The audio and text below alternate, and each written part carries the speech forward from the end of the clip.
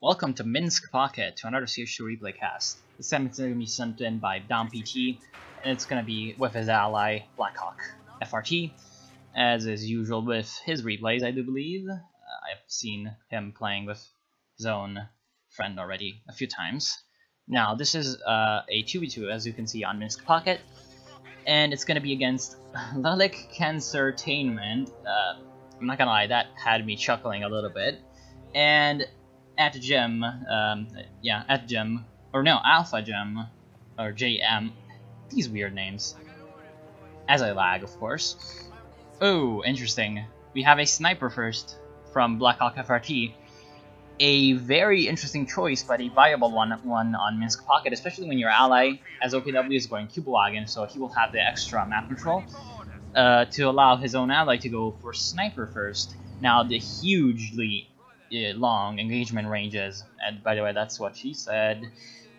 The usually long engagement ranges on this map mean that basically the sniper is very safe, if you can micro it correctly, and this will pretty much force the British to go for their own sniper to counter. Now, British are already choosing Tactical Support Regiment. Wait, Tactical Support Regiment? Isn't there like a tactical support company for the Americans? Wow, Relic really doesn't have that many names at their disposal, right? Whatever, Relic. We do have Designated Command Vehicle, Field Recovery Operation, Air Supply Operation, Artillery Cover, and the Forward Observation Post. Now, as you may know, Artillery Cover is pretty much the star of this commander, and also the command vehicle. Why? Well, because this is an artillery strike that basically kind of it's like a home-in satellite attack that disables vehicles in a huge area for a huge duration. So it is a very good ability to have in the late game when engagements are very chaotic with a lot of armor. Now, his own ally is going for Heavy Cavalry Company as the first engagement goes down. Storm Pioneers are going to be easily repulsed by the Allied Infantry force, which is fairly substantial in this side, as we do have 2 riflemen by at JM, or Alpha JM, and also his own rear echelons. He's going to be floating a little bit of Empire and now getting out of the 3rd Rifleman squad, possibly forgetting to build on. Oh, we have grenades being researched already. Going to force a retreat from DomPT. DomPT was actually not really paying attention in the first moment, so he had a little bit of a delay that forced him to retreat. So the retreat force on the grenade may be worth the early investment, but I don't believe that early grenades are ever a good idea as Americans. This is not Company Fears 1, because again, grenades are just a very big waste of 25 fuel and 150 manpower. You need the manpower early game. Even 150 manpower can be used for a fighting position, which is also a better usage of the munitions, I might add, on the machine gun. It can be used for a fighting position. Just imagine the power of fighting position over here just to protect the this fuel area. And yeah, the extra manpower is really useful in the early game to get out more infantry squads and more fighting positions, but also because of the fact that the early fuel is very important for the Americans, who rely heavily on early vehicles to put the pressure on the Germans early in the game. The sniper is already dead, so like, Blackhawk, why do you do this to me? Now, Blackhawk unfortunately lost the sniper while I was looking at the other side of the map. That is a huge loss. That is 360 manpower. That's just, you don't want to lose your sniper, because especially once it vets up, it becomes very, very hard to kill. Now, at the same time, DomPT has managed to use his Cuba Wagon to maintain map control on the left side despite the American pushes into his fuel area. He was never able to either decap or secure the fuel point, and also on the left side, the Cuba Wagon has been capping all of the points. So this basically means that despite the advances in the sort of tactical combat, in a more strategic sense, the Germans are definitely winning the map control, despite the fact that they've been losing the engagements. And that's definitely a very bad thing, as the Allies do want to secure an advantage early on into the game. Now, we'll speed it up because there's not really much going on, as the Americans have been pushed pretty much entirely into the base at this point. So very good reversal by DomPT. Very premature retreat, in my opinion. He could have definitely stayed in that fight. Well, maybe not stayed in that fight, but this one could have manually retreated his own Volksgrenadiers instead of just forced retreating back to base.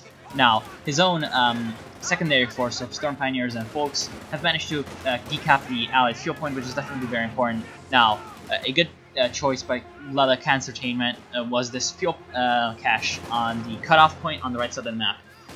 As he has been losing a little bit of engagements, but he does have a little bit more map control than his own American ally. The importance of this point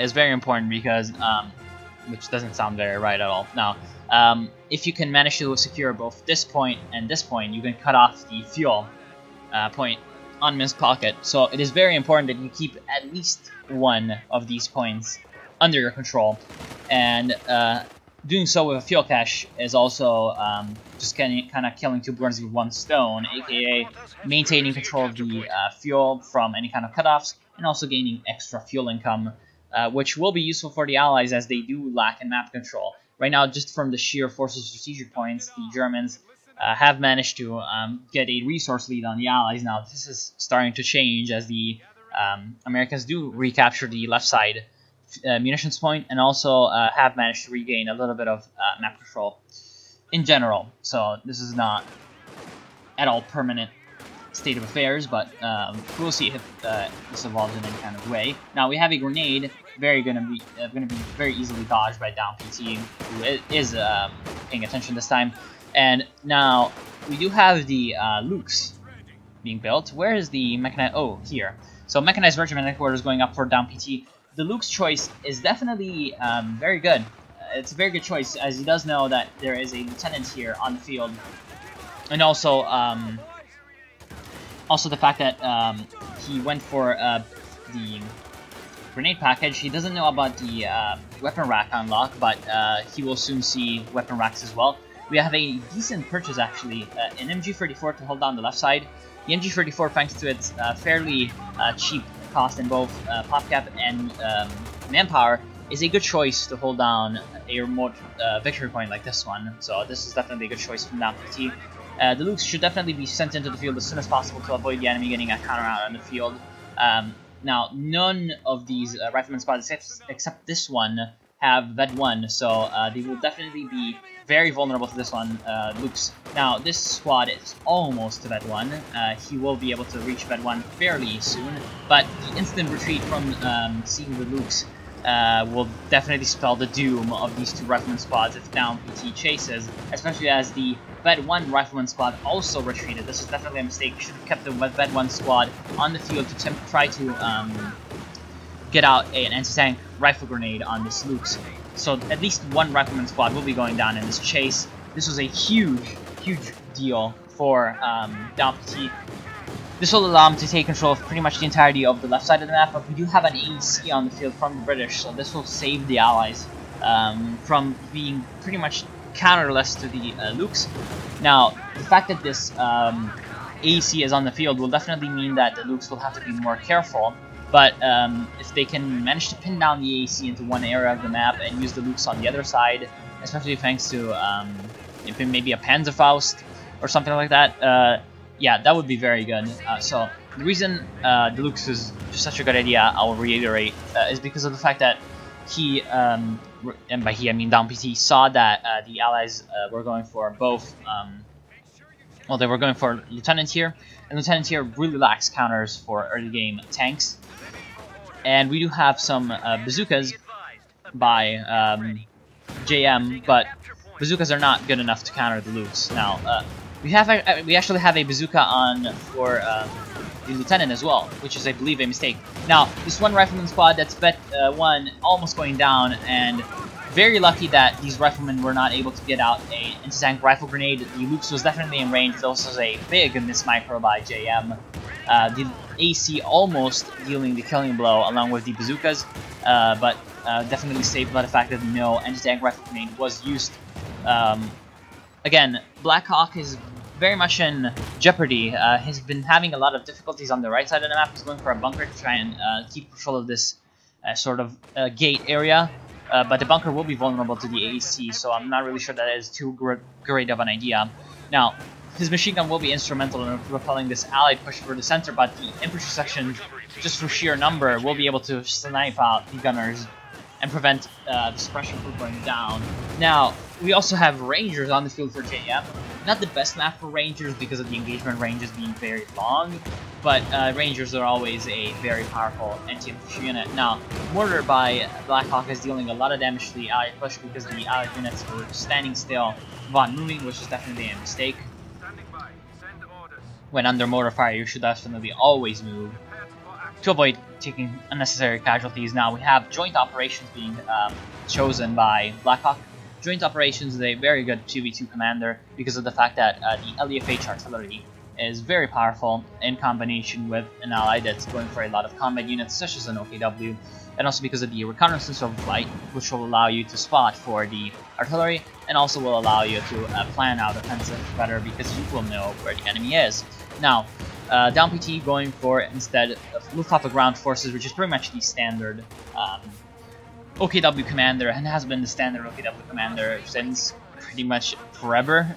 It used to be Fortifications Doctrine, but Fortifications Doctrine is itself very similar to Luftwaffe ground forces. Now we do have a Fallschirmjäger spawn on the right side, Shack. Not really sure about this Fallschirmjäger spawn. I do believe spawning them over here would have been a better choice. One reason as to spawning them over here instead of over here is if Down PT didn't know if the allies had some unit in here to prevent the spawn and have the Fallschirmjäger spawn in the base. But the way you counter that is to grab one of your units and click through the Fog of War to for them to enter the building.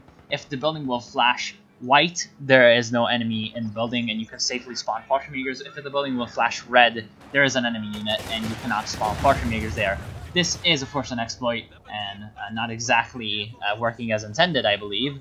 At least I hope, because if this is working as intended, then Relic is a bunch of... Well, Relic can't certain it. Let's just say that. Yeah, it's just an exploit. Don't do it too much, but, I mean, people are going to do it to you, so you should do it as well. Okay, so we have a push in the center from the Germans. Ooh, Chupawagon going down on the right side, definitely a bit of a mismicro because of the fact that Down PT is mostly focusing on microing his own infantry in the center. Now, this is a mistake. You should not be targeting your Volksgrenadiers on the infantry blob. You should be targeting your Volksgrenadiers or the Panzerschrecks on the forward assembly. The forward assembly is a very weak building to anything, basically. It will go down in pretty much like 5 Panzerschreck shots, so using the Panzerschrecks to target the forward assembly and focus it down before any kind of allied units come in to reinforce would have been a very good choice. Now, in this engagement, the allies lost a huge amount of infantry because of the fact that there were a couple of very good rifle grenades by Blackhawk FRT. Now, the lieutenant went down with his own bar and bazooka, and also with his own veterancy, so this is very bad. Now we do have some harassment from Blackhawk FRT, definitely very good. Harassment is the name of the game. In case you haven't seen my video on harassment, go look it up. It's in my channel. It's very important that you harass the enemy at all times, especially in big maps such as this one, where there's a lot of flanking opportunities all over the map. Now, the Lux, because of the AEC's appearance, hasn't really been able to make its mark on the field. Only 7 kills and not really that much veterancy. But the Lux, if it survives and it outlives the AEC, it will be a decent unit in the late game because of the Vet 5 bonus that allows the main gun of the Lux to suppress infantry. So essentially, if you can get it to Vet 5, which does take a long time, but it is possible if you have good micro and you keep it alive, you can basically just use it as a mobile machine gun. Very cute unit. Now, we do have a Cromwell? Is that a Cromwell? AEC ready to move. Yes, it is a Cromwell. Now, we do have a Cromwell from Relic Entertainment. It is a good choice because Cromwells and in general fast vehicles on this map excel. It is a very open map with a lot of flanking opportunities. Fast vehicles are just generally king in these sorts of environments. Of course, you can also use heavies in the center, but yeah. We also have a Sherman from JM. I'm not too keen on the Sherman. I would have personally gone for a Captain tier if I was him. I would have gone for a Captain tier into a Stuart. Even a late Stuart can still be useful against Axis infantry and Axis light vehicles. Going for the Major and the Sherman will only slow down his his purchase of the Pershing, and also not having the captains here on this map is a very huge setback for the Americans because of the fact that pack howitzers and AT guns are vital on this map. Now the AC very lucky to escape the sort of gauntlet that it ran into. We have a Raketenwerfer from Down PT and also a Panzer IV from Black Hawk. Now the Sherman and the Cromwell will be easily able to get through the Raketenwerfer. Now the Sherman is still on armor-piercing rounds, which is not exactly the best choice in my opinion for fighting infantry. They were also able to decrew an MG42 from Black Hawk. Black Hawk having 1,000 manpower should definitely look to getting out a couple of packs. Now, yeah, I say that, but he doesn't have tier 2. This is a very huge mistake from Black Hawk FRT. Just as the pack howitzers and the AT guns are very important for the Americans on this map, on any map, packs are hugely important for the Wehrmacht. In fact, I would say they are vital. 1 or 2 packs are very important in pretty much any game as the Wehrmacht, as they do provide pretty much the best anti-tank in the game. So skipping tier 2 is never a good option for the Wehrmacht in my opinion. Now we do have a pretty big British push to recapture the right side of the map. Hopefully he will be able to also take this munitions point and this uncapped strategic point, which hasn't been capped in the entire time of the map, or of the game rather, and that's definitely really bad, as there is a +5 and +3 tag on that comes with owning this point. Now, Luke's gonna go down, unfortunate, 2 tank gonna go down, never a good thing, but yeah, light tanks, keeping them alive at this stage of the game is definitely not too useful. Now, Schwer Panzer Headquarters going up from Down PT is a good choice, but is in a pretty open position. If the Allies manage to push up at about this mark, they will be easily able to take it out with a concentrated push. Now, the Panzer IV and the OKW infantry are making a push in the center. Panzer IV was... Oh god, that sound. Panzer IV was crippled by the AC's aimed shot, but the AC going down from the Panzerschreck definitely opens up a lot of options for the Germans in the area. Now, the reason not capturing this point was a very big mistake is because with owning it, you can get +5 and +3 respectively, which at about 18 minutes means something like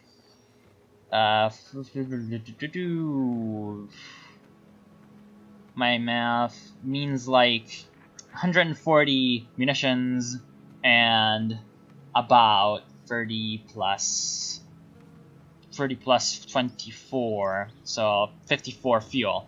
So you could have had an extra AC, you could have had an extra Bofors, or rather 2 extra Bofors, you could have had 3 extra weapons for your infantry. That's pretty much what not getting this point, which takes like 20 seconds of one of your infantry squads. That's what not getting that point gets you. Now, Lelek Entertainment has definitely been playing the resource game fairly well though, other than the fact that he hasn't captured this point. Ooh!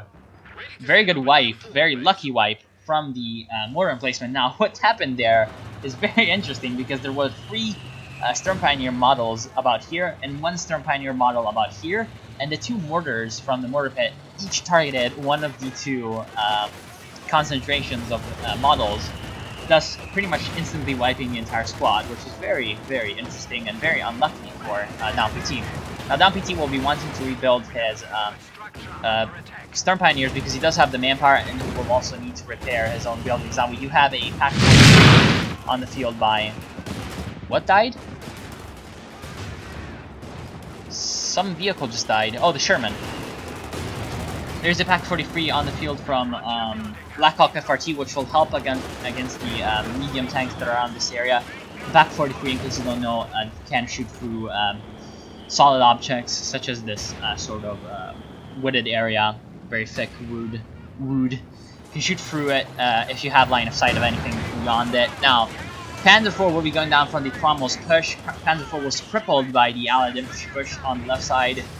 So the Cromwell taking it out was definitely a good play, but the Bet 2 Cromwell is right now in a bit of a pickle because of the fact that there was a nice usage of Panzerfaust from the Grenadiers over here, and they will be able to pretty much recharge their Panzerfaust and destroy it, destroy this Cromwell, which is definitely a shame for the British, as better Cromwells are always very interesting. Now, we do also have the LEFH howitzer, so I now see why he was floating this many resources. It is because of the fact that he was definitely going for both the PaK-43 and the LEFH howitzer, which is a decent choice. I do believe that the PaK-43 is not the best choice. Now, we have an artillery barrage being called into this area. So very unlucky for Black Hawk FRT that he wasn't actually targeting this forward assembly. He would have been able to get so many kills on this area. Now, the Major going down is definitely interesting, as it will deny the retreat point for the Americans, especially as the entirety of the American blob retreats. So very nice timing from Black Hawk FRT. Now, I'll speed it up a little bit because it does look like it is devolving into the Minsk Pocket Sluggerfest. That does usually happen. Now, we do have a Panther from DomPT. DomPT could have also been going for a King Tiger this entire time, which is what I would have gone, actually. Because of the fact that I don't really see that many Allied tanks. Of course, I don't really see that many Allied tanks even on the... even on my sort of God mode vision, but yeah, even on the field, they haven't really seen any kind of Allied armor. Now, we do have a Comet on the field for Letic Entertainment, which will be good to counter the Panther, but again, not really going to be too useful when there's a PaK-43 on the field, and especially if Black Hawk FRT can manage to get out a Tier 2 and get out some PaK guns. Also, if DomPT can manage to keep alive his Volksgrenadiers, the Comet will still have a lot of counters for it on the field. Now, Panther is going to be in a bit of a bad spot against the Comet, but the Comet is also taking a lot of damage. Now, we also have artillery cover being called down by Letic Entertainment. For some reason, he called it into a very defensive position, so that was pretty much a waste of munitions. We had a lot of artillery being called down into the last engagement, which pretty much caused a lot of losses on the Allied side, but not that many on the Axis side, which is definitely very bad for the Allies. Now, the LEFH howitzer already has 19 kills and has destroyed the forward assembly. So again, this is the value of the howitzer and why it is so very good to use. Very decent bunker actually covering the left flank. It is very unlikely that a very big tank push will be coming through this area now.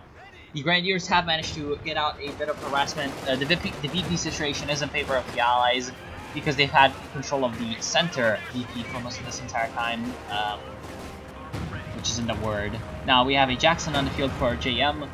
Good choice. The Jackson will be important for him because of the Panther. Now we also have a second howitzer built by Black Hawk. I'm not really sure about the second howitzer, especially built in such a defensive position. I would have built it about here to have a bit of additional range to cover also the base of the Allies, but it is still a very dangerous unit anyway. If used correctly, it will be able to provide the Germans with a lot of damage against the Allied infantry. Now, the Allies do have a lot of armor at this point, but, well, not a lot, but a decent amount of armor, which will allow them to push a little bit more against the Panther, but really,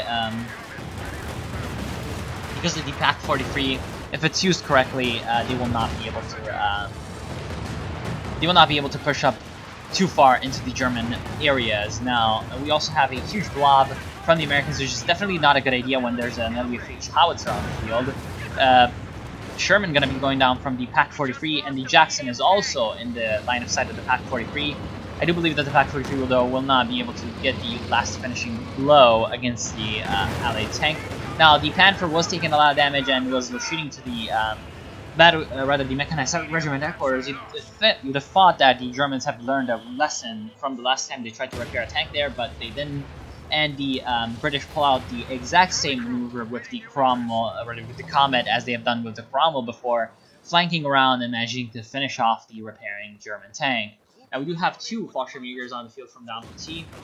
Don't completely agree with the decision. He does have 180 munitions, which means that he would have had enough resources to get out some Obersoldaten with the same manpower expense, rather even less manpower expense. and also have had enough munitions to upgrade to the LMGs. So I do believe that the Obersulan would have been a better choice for the Germans. Now we do have a bit of a blob push on the right side of the map.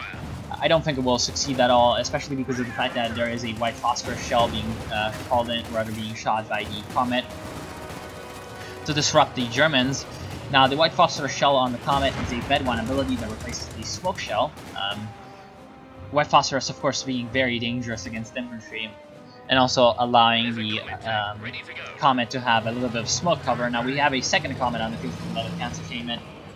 I completely agree with the Comet, but I also think that perhaps one Sherman Firefly would have been useful with all this munitions expenditure that it does have. Now, one other thing to consider is the fact that he does have the artillery cover ability and also the forward observation post, which does have a lot of abilities that require munitions. In case he will want to get it out on this side of the map, I don't believe he will upgrade the building with the forward observation post, but you may never know. He might just do that. Now the Jackson force is rebuilt. The other Jackson was repaired, and the second Jackson was built.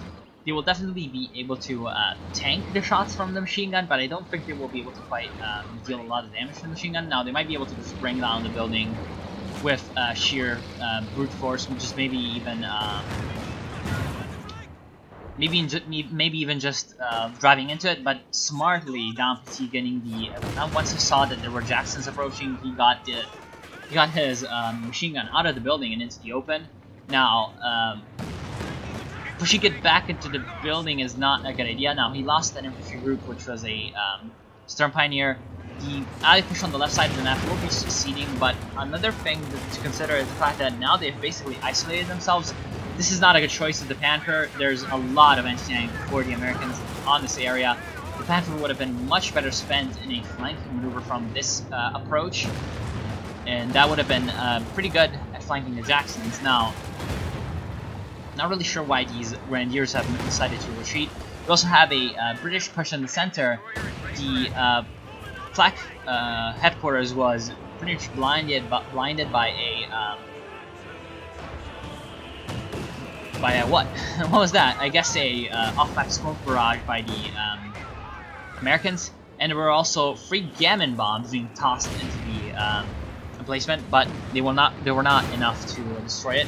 Now we have a Jackson going down from the Panzerschreck flank by DomPT, and the second Jackson is in a bit of a jeopardy because of the fact that there's still one Panzerschreck squad. Again, this is what I was talking about with the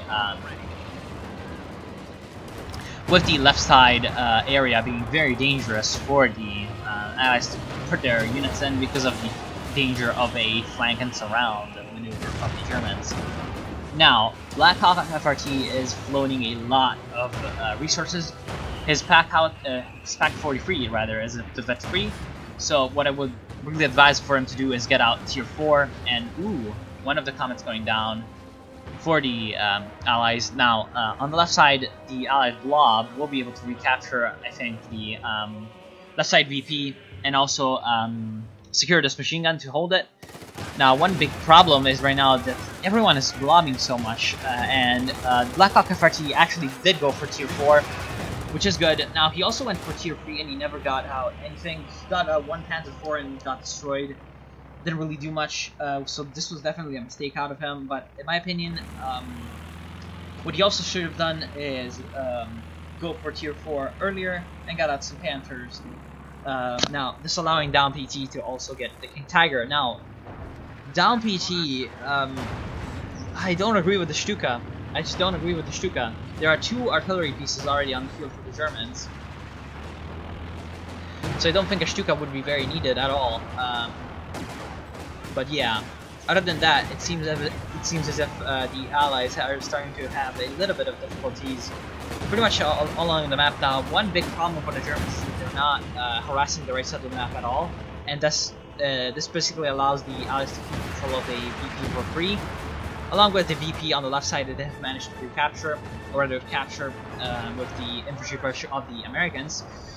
and the central VP that they've had for most of the game. This has pretty much allowed the Allies to get a huge VP lead on the Germans, pretty much 370 VPs ahead for them, despite the fact that the Germans have more map control, so this is definitely a bad thing for the Germans. They should definitely work on getting more map control now. 2 Panthers against a huge infantry force with a lot of bazookas is definitely not good, but the infantry force will retreat for no real reason, which is definitely a mistake. They should have definitely been standing in the fight a lot more now. One thing going for the Germans is the fact that they, of course, they have a little bit of an armor superiority, but I think that not going for a King Tiger is kind of throwing that away. The Germans also have a lot of resources, or rather have had a lot of resources for most of the game compared to the Allies. Right now, the Allies have more because of their recapture of the left side and because of their fuel caches, but yeah. So, as you can see, the artillery cover making its mark on the battlefield, pretty much destroying this Panther almost entirely, thanks to its crippling effect on the reload speed of the tanks, allowing the Allied armor to have a critical advantage in the fight. One important detail is the fact that basically the British have exhausted all of their resources, rather all of their munitions, but they have pretty much kept control of this one munitions point for the entire game, and they've also got 1 munitions cache, so they've got a huge munitions income. It's pretty much spam that artillery cover for the entire time. Now, the Germans definitely need to make some kind of push to recapture VPs. The Allies do have a temporary triple cap until these Volksgrenadiers recapture the left side.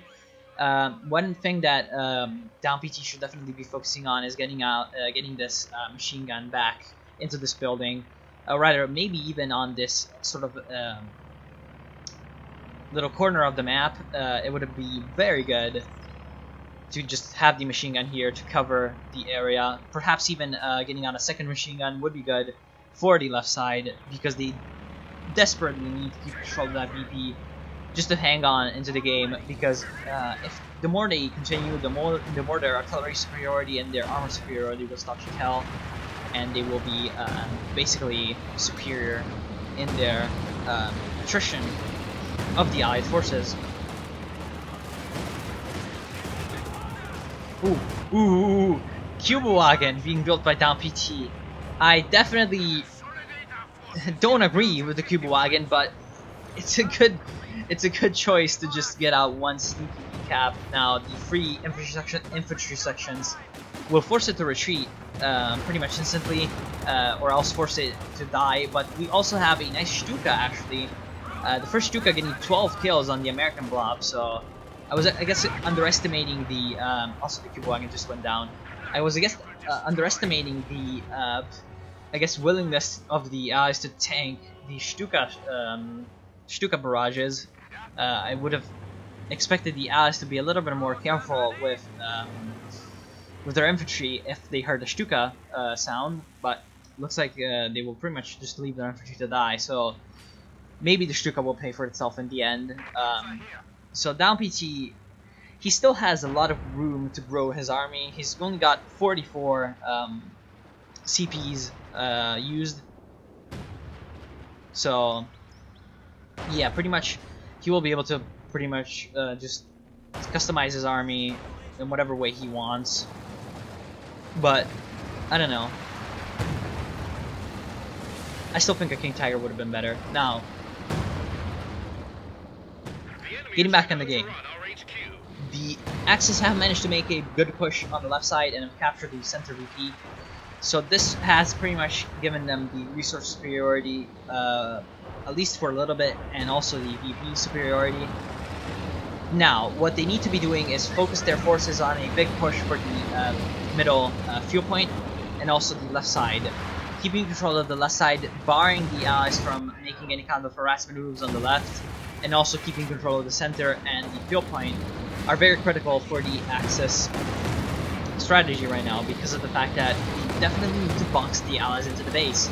They have the superiority in terms of units and in terms of artillery, so they want to keep the Allies into slug match fests and not into maneuver warfare, because right now the Allies would be very superior in maneuver warfare because of the fact that they do have a lot of infantry to keep control of more of the map, have a lot more map control all over the map, and also they have a bit of a superiority in mobile vehicles because Germans have been losing a lot of Panthers. Now, the second Stuka barrage getting looks like 7 kills, no, 9 kills, getting up to 21 kills.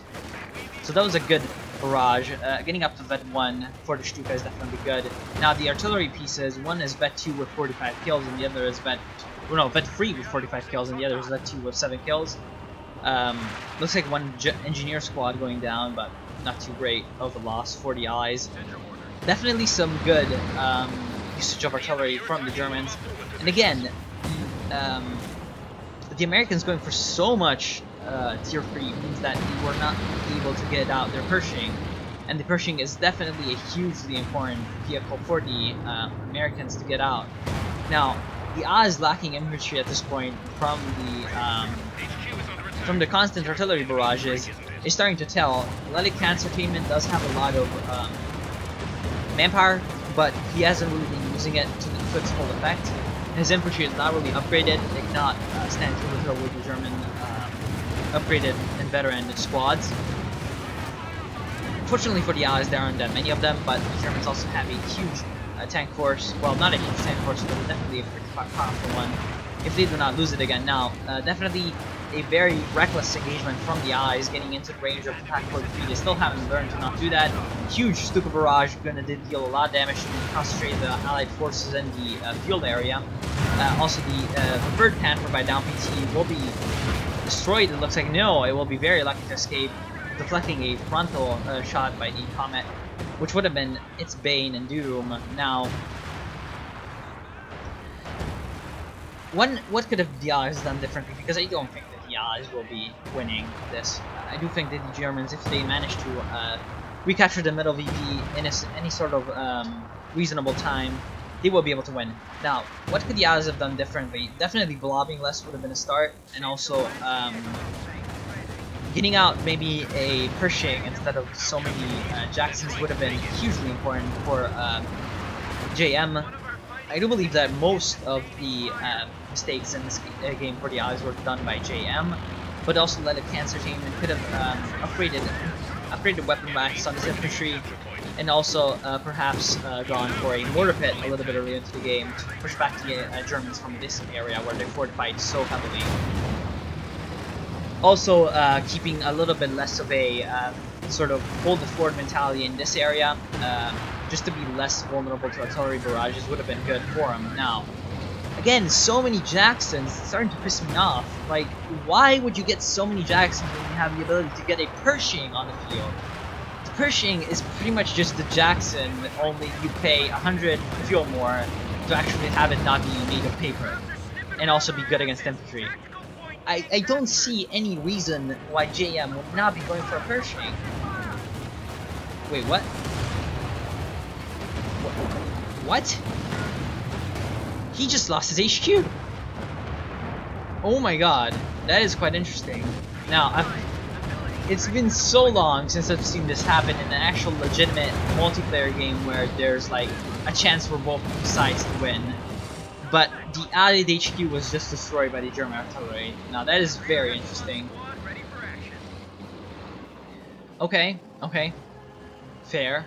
So the right side of the map was captured in a very nice harassment maneuver by the Germans, but there is a Centaur on the right side pretty much defending the area. Now the Allies will be able to recapture the area and just give themselves a little bit more time. But I still think that the Allies don't really have a chance right now. They don't really have a prey of regaining map control in any kind of way, as they're boxed into the base by very powerful German forces. Now, The building at HQ has been destroyed. yeah, I still think that Down PT should have gone for a King Tiger.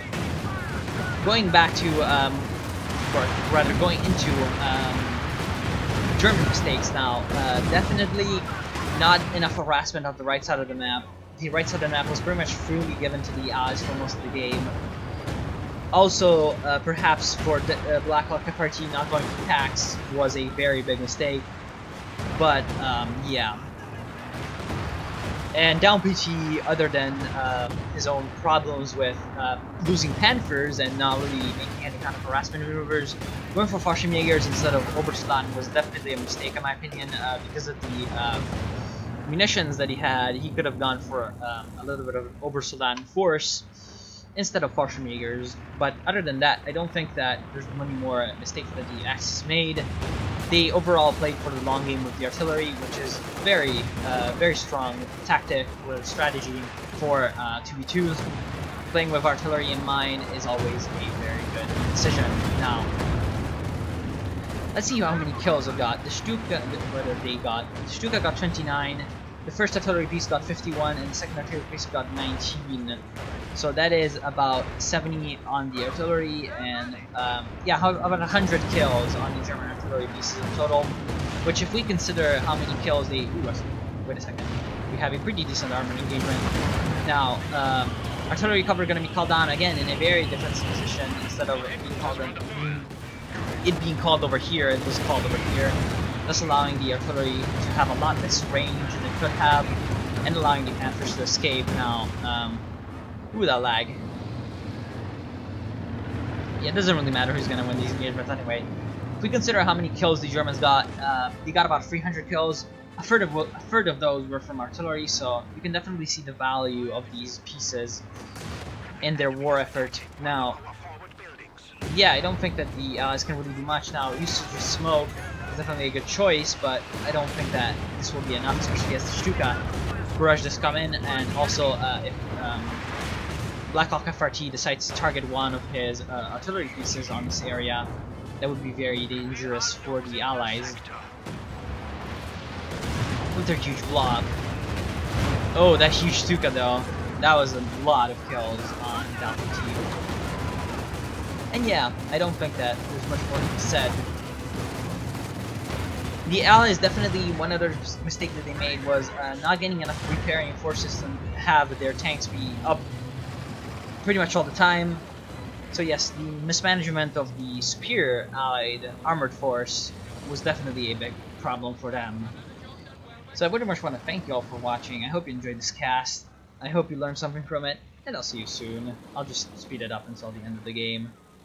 I do believe that the Allies will surrender because I don't think that the Germans will be able to pretty much destroy the, rather defeat the Allied PvPs in such a short amount of time. But yeah.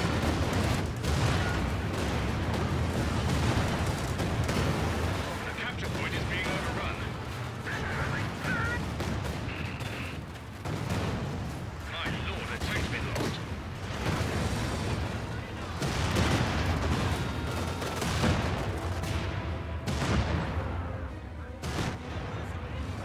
HQ is under attack. Typical enemy trick, isn't it? Will they actually be able to win by annihilation? No. They were really close to winning by annihilation, actually, which is kind of funny.